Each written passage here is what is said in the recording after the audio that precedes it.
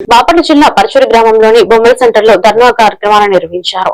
ఈ సందర్భంగా కొల్లా రాజేంద్ర ప్రసాద్ మాట్లాడుతూ సాగునీరు, తాగునీరు రైతులకు అందించాలని గత 30 సంవత్సరాలుగా విరామంగా పోరాటం చేస్తున్న ప్రభుత్వాన్ని డిమాండ్ చేస్తున్న ప్రభుత్వానికి చీమ కుట్టినట్టు లేదని, కృష్ణానది జిల్లా ప్రవాహాన్ని గుంటూరు వరకే పరిమితం చేసి రాజకీయ నాయకులు పట్టించుకోకుండా తమాషా చూస్తున్నారన్నారు. ఎన్ని ప్రభుత్వాలు మారినా అన్నం పెట్టే రైతన్నకు అప్పుల బాధలు, నిరాశ, నిస్పృహ మిగులుతుందన్నారు. పరచూరు ప్రజలకు తాగునీరు పుష్కలంగా అందుతుంది. దీన్ని దృష్టిలో ఉంచుకొని ఇకనైనా అధికారులు నిద్ర మేలుకొని కలెక్టర్ గారికి సిఫార్సు చేయాల్సిందిగా కోరారు.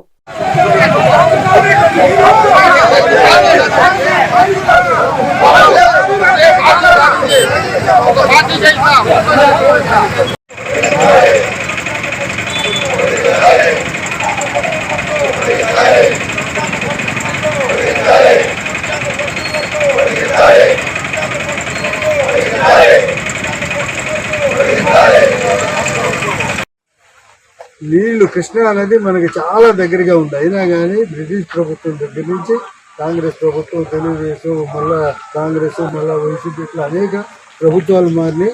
ఎవరు కూడా ఈ ప్రాంతానికి పొట్టుబెట్టి నీళ్లు ఇచ్చినటువంటి వాళ్ళు లేరు. మేము కోరేది ఏంటంటే కృష్ణానదికి దగ్గర ఉన్నటువంటి ప్రాంతానికి నీళ్ళు ఇవ్వండి. గవర్నమెంట్ 109 కోట్లు శాంక్షన్ చేసింది. అందులో 75 కోట్లు గదనంపాడు ప్రాంతానికి ఇచ్చారు. ఇక్కడ రూపాయి ఇవ్వలేదు.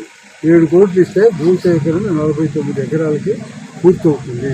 7 కోట్లు ఇవ్వడానికి లక్షల కోట్లు, 250 లక్షల కోట్ల బడ్జెట్లో 7 కోట్లు ఇవ్వడానికి ప్రభుత్వం వెనకాడుతుంది. వెంటనే గెజిట్ నోటిఫికేషన్ ఇచ్చి రైతులకి, భూములకి నష్టపరిహారం ఇచ్చి పనులు మొదలుపెట్టి మాకు చేలోకి నీళ్లు రావాలా. మీరు ఏం చేశారనేది కాదు, చేలోకి నీళ్లు కావాలా, తాగడానికి నీళ్లు